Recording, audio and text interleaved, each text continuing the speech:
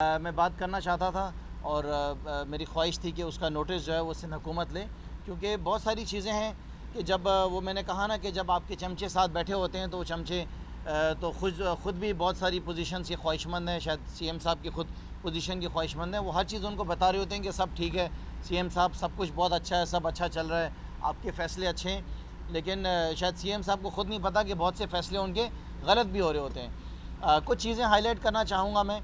उसमें जो सबसे पहली चीज़ है, जो इश्यूज़ आ रहे हैं वो मार्केट्स के इश्यूज़ आ रहे हैं कि हमने देखा है कि जब से SOPs की बुनियाद के ऊपर ये मार्केट्स को वापस खोला गया तो मार्केट के अंदर बहुत ज़्यादा जो है वो रश हो गई है, और रश होने की वजह से एक नया सिलसिला शुरू हो गया है कि मार्केटों को बंद किया जा रहा है, उनको सील किया जा रहा है।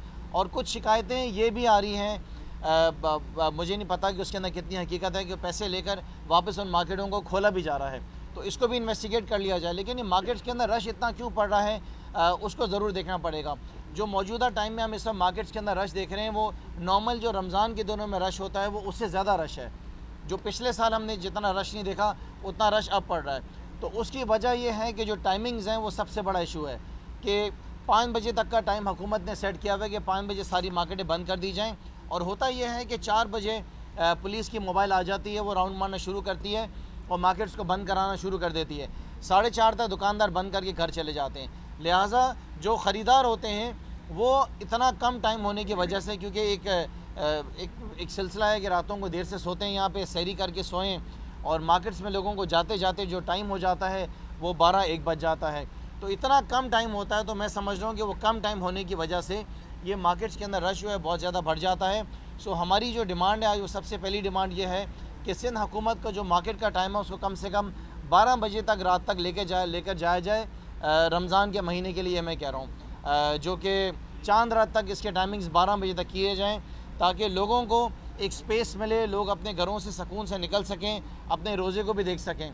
बहुत से लोग हैं रोज़े के दौरान नहीं निकल पाते हैं, मजबूरी होती है।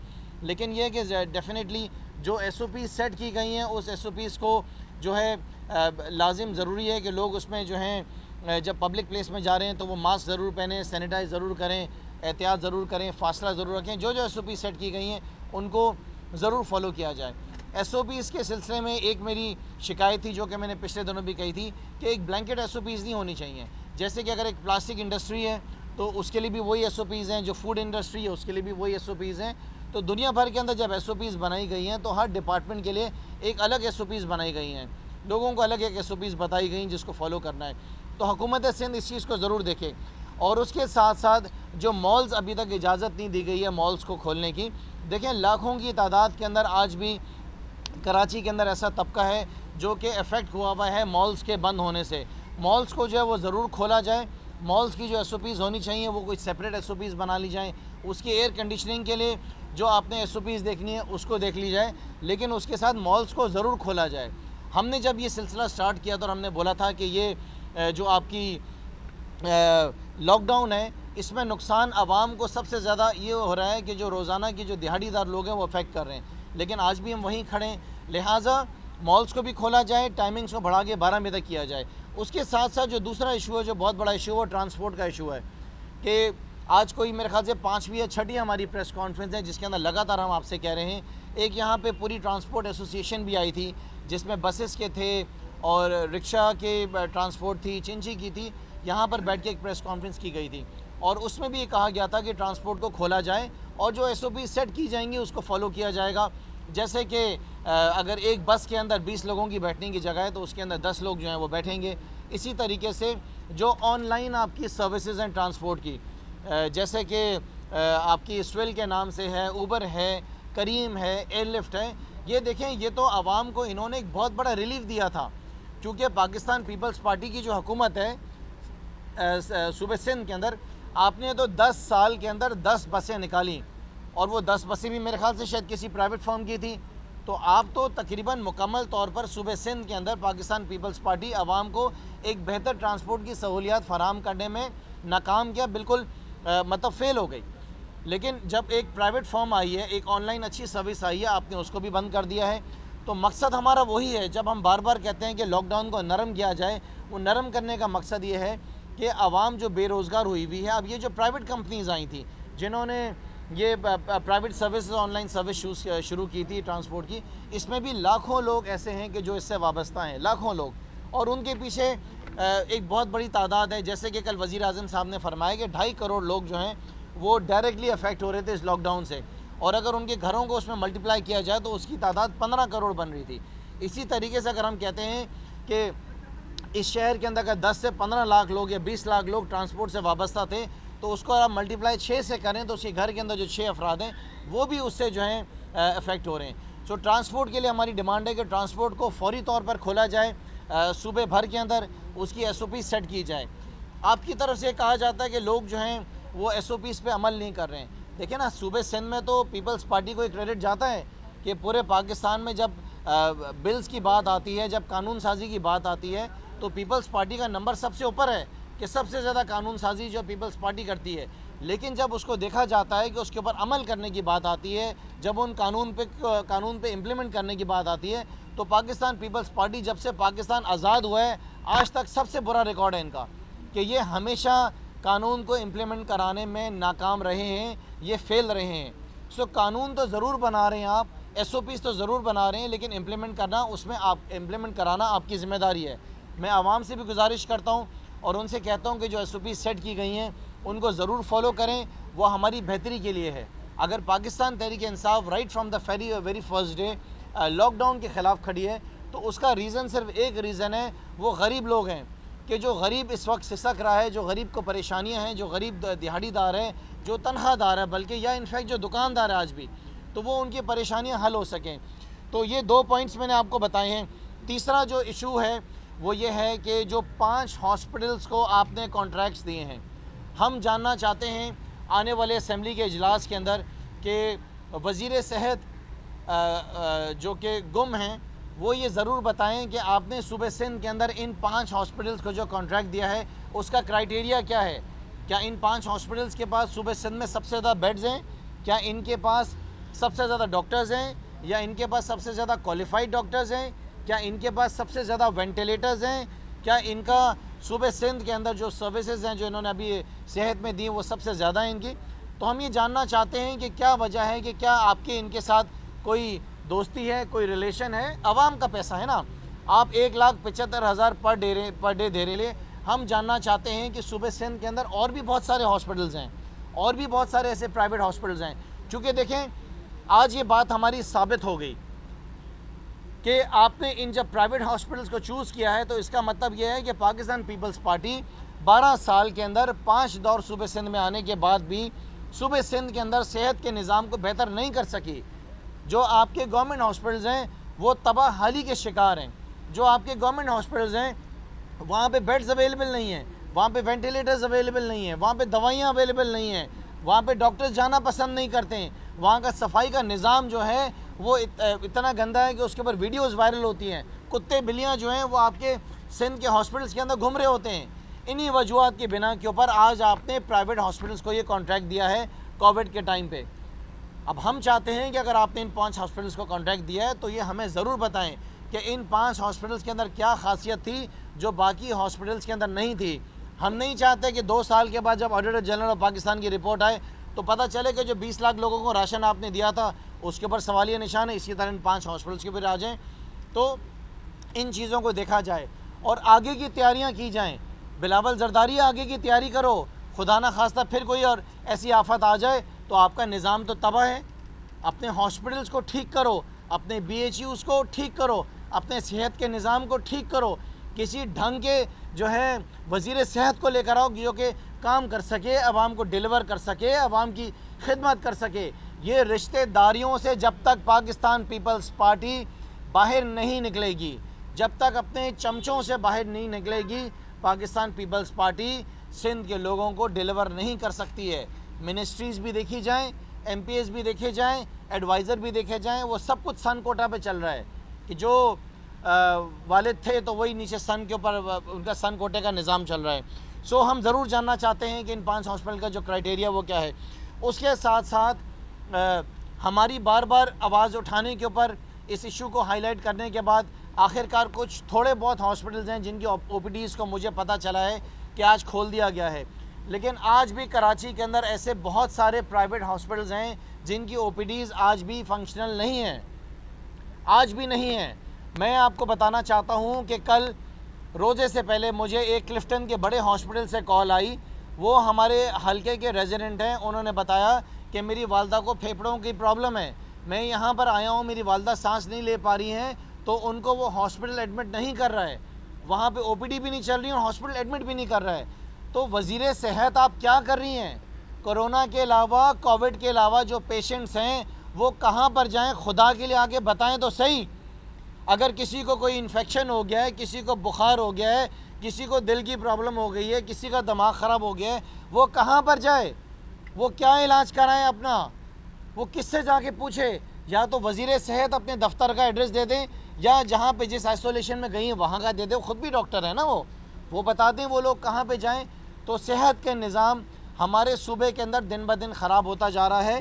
ख़ास तौर पे जो पेशेंट्स इस वक्त कोविड के अलावा हैं उनके लिए बहुत ज़्यादा मुसीबत आई है। मैं आपसे बताऊं कि आज इस वक्त सिंध के अंदर जो ज़्यादा पेशेंट्स परेशान हैं वो कोविड से ज़्यादा बाकी दूसरी बीमारियों के जो पेशेंट्स हैं वो परेशान हैं। लिहाजा इसको देखा जाए, और अगर आपको समझ नहीं आ रहा तो देखें कि पंजाब की और केपी की जो वज़ीर सेहत हैं वो किस तरह काम कर रही हैं, किस तरह हॉस्पिटल के चक्कर लगा रही हैं, किस तरह छापे पड़ रहे हैं। प्राइवेट हॉस्पिटल्स के अंदर हमारे मिनिस्टर्स जा रहे हैं, वो जाके वहाँ पे देख रहे हैं। सिर्फ मीटिंग्स के अंदर बैठने से और नोटिफिकेशन निकालने से वज़ीर सेहत साहिबा कुछ नहीं होगा, इसको देखा जाए।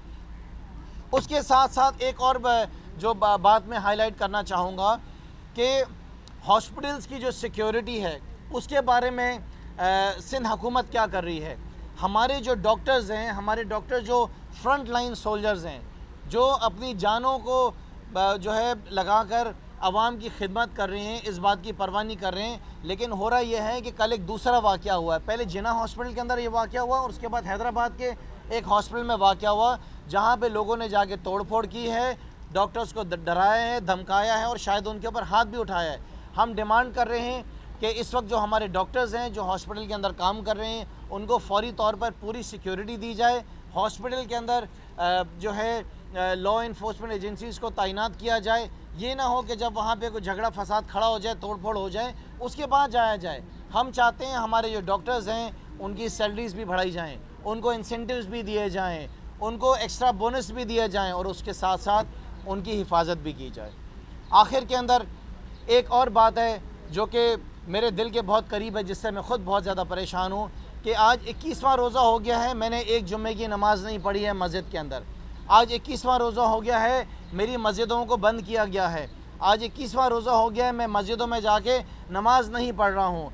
आज जब जुम्मे का दिन आता है तो मस्जिद के आगे कंटेनर लगा दिए जाते हैं और बंद कर दिया जाता है। मैं डिमांड कर रहा हूँ सिंध हुकूमत से, हाथ जोड़ के डिमांड कर रहा हूँ कि खुदारा मस्जिदों को खोला जाए। खुदारा जो आखिरी की ताक रातें रह गई हैं, जो बड़ी रातें रह गई हैं, हमें मस्जिदों में जाके इबादत करने दी जाए। जिस तरीके से पंजाब के अंदर एसओपीज़ बनी है, जिस तरीके से केपी में एसओपीज़ बनी है, जिस तरीके से पंजाब बलूचिस्तान में लोग जाके नमाज़ें पढ़ रहे हैं, मस्जिदों में लोग जाके तरावीह अदा कर रहे हैं, लोग बड़ी रातों को जाके इबादतें करेंगे। आपसे गुजारिश है कि ये इजाज़त हमें दी जाए और हमारी मस्जिदों को खोला जाए ताकि हम वहाँ पर जाएँ, नमाज़ें पढ़ें और हम जाके वहाँ पे अपनी इबादतें करें और अल्लाह से दुआ करें कि अल्लाह ताला इस बड़ी रात में हमें इस वबा से बचाए। ये 4 से 5 चीज़ें हैं जिसकी मैंने गुजारिश की है। मैं उसको रिपीट करूँगा कि मॉल्स को खोला जाए, टाइमिंग्स जो हैं वो मार्केटों के इंक्रीज़ किए जाएँ। और हाँ, एक बहुत इंपॉर्टेंट चीज़ थी जो कि मैं भूल गया हूँ, जो इस वक्त पूरे सूबे सिंध के अंदर बहुत बड़ा एक इशू है कि जो कोरोना के टेस्ट हो रहे हैं वो जाली टेस्ट निकल रहे हैं। जाली टेस्ट से मेरा मुराद ये है कि जो सरकारी टेस्ट हो रहे हैं उसके अंदर पॉजिटिव आता है और उसके साथ साथ जो प्राइवेट टेस्ट होते हैं वो उसके अंदर नेगेटिव आ जाता है। हम जानना चाहते हैं कि ये मुसीबत सूबे सिंध के अंदर सिर्फ क्यों हो रही है। जो मामला सेहत से रिलेटेड होता है, जो मामला निकम्मी से होता है, जो मामला आपकी नालायकी से होता है, वो सूबे सिंध के अंदर क्यों आता है। हाँ, हो सकता है पंजाब केपी में भी हो रहा हो या बलूचिस्तान में, लेकिन अगर रेशियो देखा जाए, अगर मैं सिर्फ आपको जो रिसेंट इंसिडेंट है उसके बारे में कहूँ तो रेशियो ये बता रहा है कि 70% जो है जो टेस्ट हो रहे हैं वो गलत हो रहे हैं। लोगों के अंदर डर और खौफ है कि वो अगर बीमार हैं हॉस्पिटल में जाएंगे, हॉस्पिटल लेते नहीं, कहते हैं टेस्ट कराओ। टेस्ट कराएंगे तो कोई गारंटी नहीं कि आपको जो टेस्ट आएगा वो पॉजिटिव पाएगा। फिर वो गरीब आदमी अपना 8 से 10 हज़ार रुपये खर्च करेगा और मजबूरन प्राइवेट हॉस्पिटल में जाएगा और कराएगा तो नेगेटिव आएगा। वो भी अगर उसे मौका मिले अदरवाइज़ आप उसको पकड़ के बोलेंगे इसको क्वारंटीन के अंदर डाल दो। तो ये मामला सूबे सिंध का हम कब तक फेस करते रहेंगे? वज़ीर आला साहब अपनी टीम बदली करें, वज़ीर आला साहब अपने मिनिस्टर्स को तब्दील करें, वज़ीर आला साहब कुछ अपने मुशीरों को तब्दील करें, कोई अक्लमंद, कोई समझदार, कोई बाशऊर लोगों को वज़ीर आला साहब अपने साथ बिठाएं। ये तो वो लोग आपके साथ बैठे हैं जो ख़ुद आपकी सीट के ऊपर आना चाहते हैं, जो आपके ख़िलाफ़ मुझे लग रहा है कोई साजिश कर रहे हैं। एक बड़ी साजिश चल रही है इस वक्त सिंध के वज़ीर आला के साथ, और साजिश करने वाले इन्हीं के लोग हैं कि जो शायद इनकी पोजीशन पर आना चाहते हैं। अच्छा, उससे हो रहा है क्या है? उससे ये हो रहा है कि जो सूबे सिंध के लोग हैं वो इनकी गलतियों की वजह से वो नुकसानात उठा रहे हैं। सो इसको इन्वेस्टिगेट किया जाए कि ऐसा क्यों हो रहा है कि सिंध के अंदर बहुत बड़ी तादाद जो कोविड के टेस्ट हो रहे हैं वो टेस्ट सारे गलत हो रहे हैं। इसको फौरी तौर पर एड्रेस किया जाए। आने वाले सिंध असम्बली के इजलास के अंदर इस बारे में भी अगर वज़ीर सेहत आ जाती है, मुझे नहीं लगता कि वज़ीर सेहत सिंध असम्बली के इजलास में आएंगी, क्योंकि वो तो पता नहीं कहाँ पे गुम है। तो अगर वो नहीं आए तो वज़ीर आला साहब ज़रूर बताएं कि ये टेस्ट सारे गलत क्यों हो रहे हैं।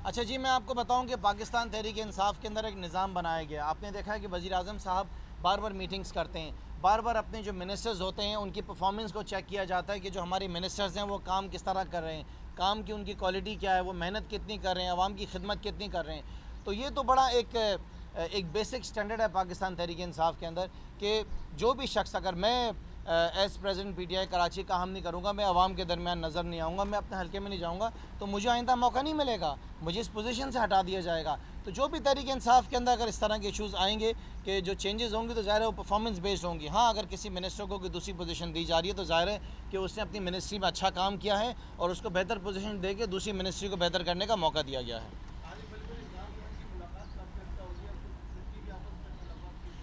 जी, बड़े ज़बरदस्त ताल्लुकात हैं अल्हम्दुलिल्लाह हम सबके।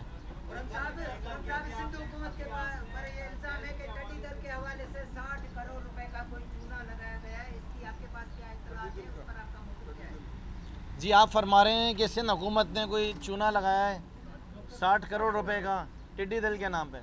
देखिए जी, मुझे तो ये हैरत है कि सिंध के लोग कब जागेंगे, सिंध के लोग कब अपनी आंखें खोलेंगे, सिंध के लोगों को कब होश आएगा, कब लोग समझेंगे कि सिंध हुकूमत जो 12 साल के अंदर हैं वो लोगों इशूज़ को एड्रेस नहीं कर सकी है। बेसिक चीज़ें, बेसिक नेसेसिटीज़ जो इंसान की ज़िंदगी के लिए ज़रूरी हैं उसको वो हल नहीं कर सकी है। क्या आप समझते हैं कि 1 किलो का अगर कोई वज़न है उसको आप तोलेंगे तो वो 5 साल के बाद 1.5 किलो हो जाएगा, वो 2.5 किलो हो जाएगा? पाकिस्तान पीपल्स पार्टी जो है, जो उसकी मौजूदा परफॉर्मेंस है उससे बेहतरी की तरफ नहीं जा सकती है। हाँ, अगर बेहतरी आई है पीपल्स पार्टी में, वो एक चीज़ में ज़रूर बेहतरी आई है कि हम हर साल देखते हैं कि ऑडिटर जनरल ऑफ पाकिस्तान जब बेज़ाब्तियों की किताब छापता है तो पिछले साल से बेज़ाब्तियाँ बढ़ जाती हैं, वो लाखों से करोड़ों पे चली जाती हैं, करोड़ों से अरबों पे चली जाती हैं और अरबों से खरबों पे चली जाती हैं। ये पीपल्स पार्टी की परफॉर्मेंस है, जो कि मैं नहीं कह रहा हूँ, ऑडिटर जनरल ऑफ पाकिस्तान हर साल बताता है कि पीपल्स पार्टी की बेज़ाब्तियों के अंदर जो है वो बेहतरी आती जा रही है। हफीज़ साहब।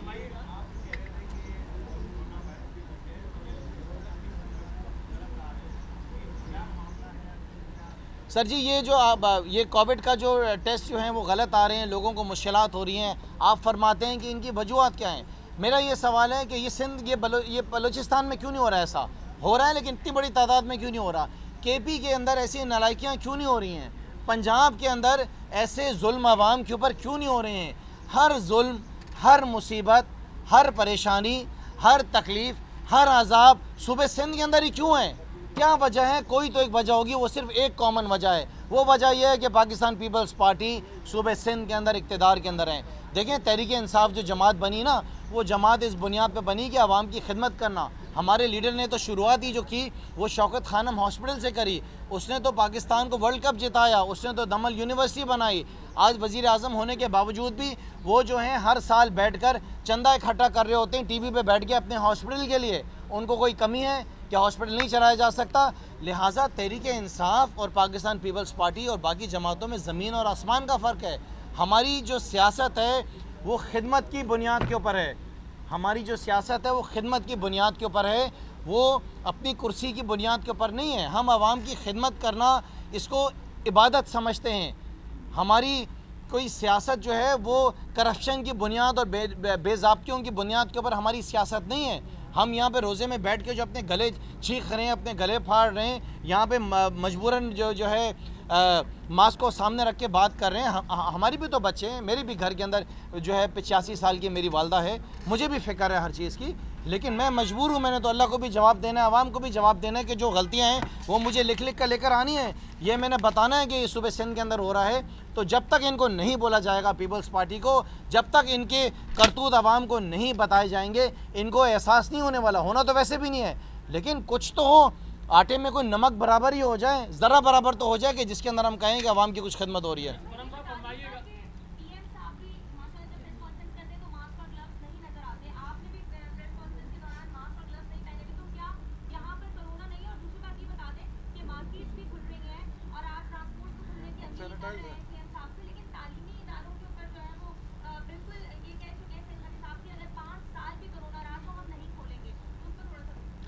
देखिए, आपने फरमाया कि सईद गनी साहब कह रहे हैं कि अगर 5 साल भी हुआ तो हम जो है तालीमी इदारों को नहीं खोलेंगे। आप ये बता रही हैं, मैंने उनकी स्टेटमेंट नहीं सुनी।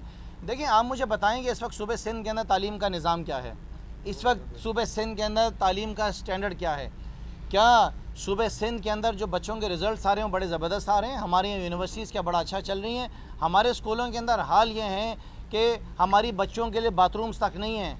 अगर पंखे हैं तो बेंच नहीं है, अगर वहाँ पे नलका है तो पीने का पानी नहीं है, वहाँ पे टीचर्स मौजूद होंगे तो वहाँ पर जो है ना स्कूल की छतें नहीं होंगी। स्कूलों का हाल तो जो सूबे सिंध के अंदर है वो मेरे ख्याल से शायद युगांडा में भी नहीं होगा, वो शायद सीरिया के अंदर भी ऐसा हाल नहीं होगा जो सूबे सिंध का तालीमी निज़ाम जिस तरह तबाह किया है। एक के बाद एक सारे मिनिस्टर्स को आपने चेक कर लिया, लेकिन कोई भी ऐसा केपेबल मिनिस्टर इनका नहीं है जो तालीम के निज़ाम को बेहतर कर सके। अब ये साफ फरमाते हैं कि हम 5 साल तक जो हैं वो शायद स्कूलों को बंद करेंगे अगर ये सिलसिला रहा तो हम जा कर रहे हैं?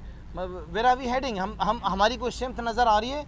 हमारी कोई सिमत नहीं है सूबे सिंध के अंदर। ये जिस तरीके से ये मीडिया की कैमरे की तारें हैं ना, इस तरह सूबे सिंध की सिमतें इनकी हुकूमत की टेढ़ी मेढ़ी सब जा रही हैं। कुछ इनको पता नहीं इन्होंने कहाँ जाना है। इनके जो लीडर हैं बिलावल जरदारी, उनको कुछ पता नहीं है सियासत का। उनको मालूम ही नहीं है कि आवाम की खिदमत किस तरह करनी है, आवाम के मसाइल किस तरह हल करने, ये बिलावल जरदारी नहीं जानते। उसकी वजह यह है कि बिलावल जरदारी की सियासत की जो उनकी जो ट्रेनिंग है वो ट्रेनिंग करने वाले आसिफ जरदारी हैं। जब आसिफ जरदारी ने आवाम के लिए खिदमत नहीं करी तो क्या बिलावल जरदारी आवाम की खिदमत करेंगे? मौजूदा हालात के अंदर हम कुछ एक्सपेक्ट नहीं कर सकते हैं। तकरीरें करा रहे हैं बिलावल जरदारी से, जितनी करनी है वो करते रहेंगे। ज़रा बिलावल जरदारी से इतना तो पूछें कि आवाम के लिए इन्होंने करा क्या है।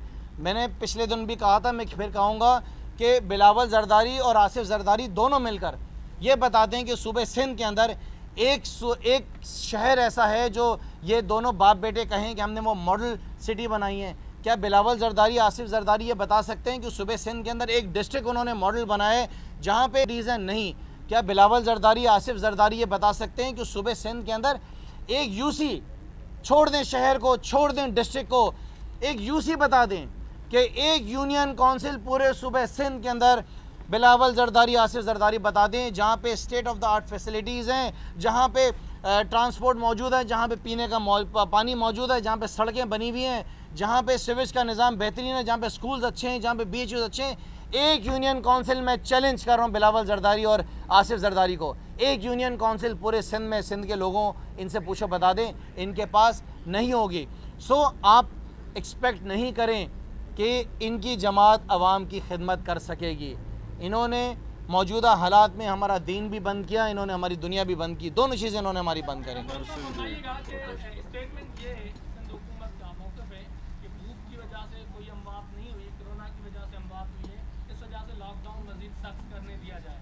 नंबर दूसरा, प्राइवेट हॉस्पिटल्स को फंड मुंतकिल कर दिए गए हैं, उनके बकौल के काम कर रही हैं।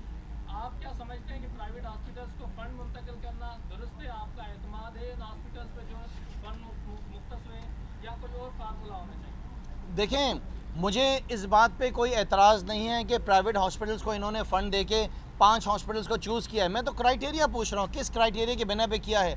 ये बात साबित होती है ना, जो पिछले 6 साल से हम असेंबली में बोल रहे हैं कि भाई इनके निज़ाम अस्पताल के तबाह हैं, तो वो बात तो ठीक है, इनके गवर्नमेंट हॉस्पिटल्स के हाल तबाह हैं, जब भी तो उन्होंने प्राइवेट हॉस्पिटल को चूज़ किया है।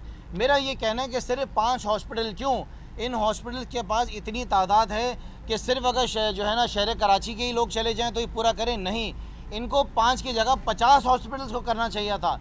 इन 5 हॉस्पिटल्स को इतना बड़ा जो आपने बेनिफिट दिया है या फेवर दिया है मौजूदा हालात में, वो क्यों दिया है वो हमें ज़रा बताएं, और हम रिक्वेस्ट करेंगे कि हॉस्पिटल्स की तादाद को 5 से बढ़ाया जाए। ऐसे और बहुत सारे अच्छे हॉस्पिटल्स हैं जो कि ये काम कर रहे हैं। सर ये पूछ लें पहले, इन्होंने नहीं पूछा जी।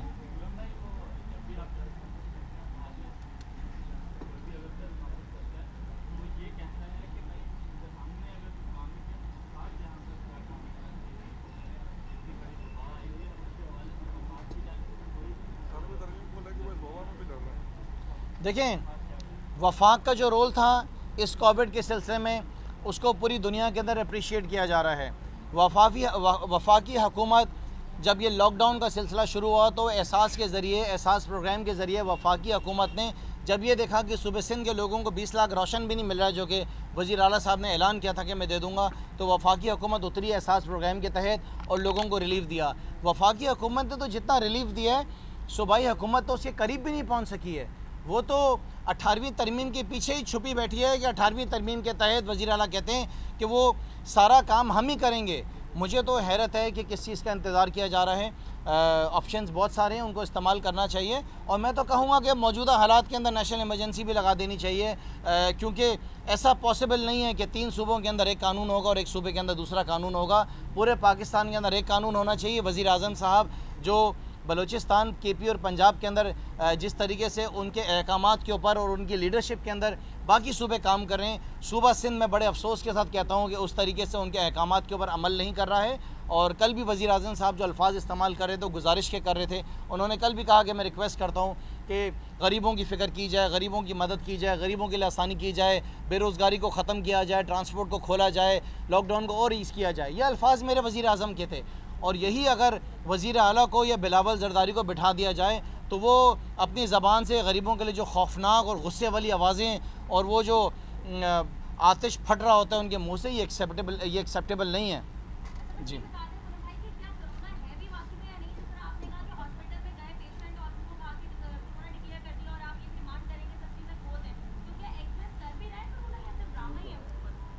नहीं, देखिए पूरी दुनिया के अंदर जो हैं डेथ्स हो रही हैं, यूएस देख लें, यूके देख लें, यूरोपियन कंट्रीज़ में देख लें, लेकिन अल्लाह का शुक्र है, अल्हम्दुलिल्लाह, अल्लाह का बड़ा करम है पाकिस्तान पे कि मौसम कहें, अल्लाह की मेहरबानी कहें, हमारे यहाँ वो हालात नहीं हैं जो दुनिया में बाकी ममालिक के अंदर हैं। अब जिस मुल्क के अंदर जिस लेवल की जंग चल रही है, उस लेवल के उधर जो है ना इक़दामात उठाए जाते हैं, कोई एक्स्ट्रा ऑर्डनरी इक़दामात ना उठाएं। यहाँ तो सूबे सिंध के अंदर ऐसा महसूस हो रहा है कि ये सिंध हुकूमत जो है ना, ये लोगों को जो है, जिस तरह पिछले दिनों सिलसिला चल रहा था, लोगों को भूख से और बेरोज़गारी से मार देगी। कोरोना से तो कोई मरे ना मरे, इनके जो तरीक़ेकार हैं, इनके जो कानून हैं, उनसे लोग मर जाएंगे।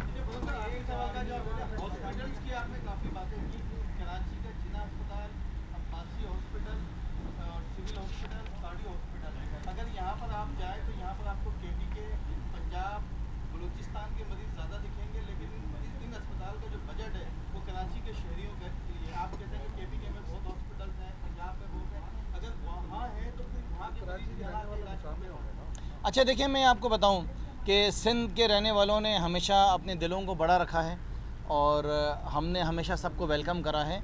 हमारे दिल बड़े हैं, हम सिंध की जो सकाफ़त है वो आपको बहुत अच्छी तरह पता है, सबको वेलकम करते हैं। लेकिन एक बात आप मेरी याद रखें कि ये जो सूबा सिंध है ना, वो भी उसी तरीके से वज़ीर आज़म का है जैसे कि केपी है, जैसे कि पंजाब और बलूचिस्तान है। सूबे सिंध में जितना भी पैसा आता है वो वफाक से आता है। वफाक NFC के ज़रिए 18वीं तरमीम के बाद जो है वो सूबे को पैसा देती है कि ये पैसा लो, सूबे सिंध में लोगों को पीने का पानी पिलाओ, ये पैसा आपके पास है, इससे तालीम का निज़ाम बेहतर करो, ये पैसा आपको दिया NFC के ज़रिए लोगों के सेहत के निज़ाम को बेहतर करो, लोगों को ट्रांसपोर्ट दो, लोगों को रिलीफ दो। वफाक सिंध हुकूमत को पैसा इसलिए नहीं देता है कि हर साल इनकी बेज़ाब्तियाँ बढ़ती जाएँ, हर दफ़ा करप्शन बढ़ती जाए, हर दफ़ा इरेगुलरिटीज़ की जो डिटेल्स हैं वो बढ़ती जाएँ, कम ना हो। वफाक सूबे सिंध से ये एक्सपेक्ट करता है कि वो आवाम की खिदमत करे, आवाम को डिलीवर करे, वो होता हुआ नज़र हमें नहीं आ रहा। और जो मौजूदा हालात हैं, जो मौजूदा सिलसिला है, जो इस वक्त इतनी बड़ी वबा आई हुई है, उस वबा के दौरान भी लोग अगर और मुश्किलात के अंदर जाएंगे तो मैं तो फिर मजबूर हूँगा ये कहने के लिए कि कोई नेशनल इमरजेंसी टाइप का कोई सिलसिला होना चाहिए जिसमें पूरा मुल्क जो है, जितने भी सूबे हैं वो एक पेज के ऊपर हों। नहीं है कि बिलावल जरदारी बोले मैं तो नहीं मानूंगा। आपको मानना पड़ेगा जनाब। ये बच्चों की तरह जो ज़िद आपने लगाई ना, मैं नहीं मानूंगा, ये आप याद रखें। सूबा सिंध भी पाकिस्तान का हिस्सा है। हमने सूबे सिंध के लोगों की खिदमत करनी है, सूबे सिंध के लोगों की उनको डिलीवर करना है, उनको मसालों से निकालना है, उनको परेशानियों से निकालना है। सिर्फ इसलिए बैठ के तमाशा नहीं देख सकते कि सूबे सिंध के ऊपर बिलावल जरदारी बैठे हुए हैं, मुराद अली शाह बैठे हुए हैं, तो खामोशी से बैठा रहा जा सके। वज़ीर आज़म साहब सूबे सिंध को अपने सबसे ज़्यादा करीब रखते हैं, सबसे ज़्यादा करीब समझते हैं, क्योंकि सबसे ज़्यादा बुरा हाल सूबे सिंध के अंदर ही है। बताएं सर मैंने आपको। जी जी जी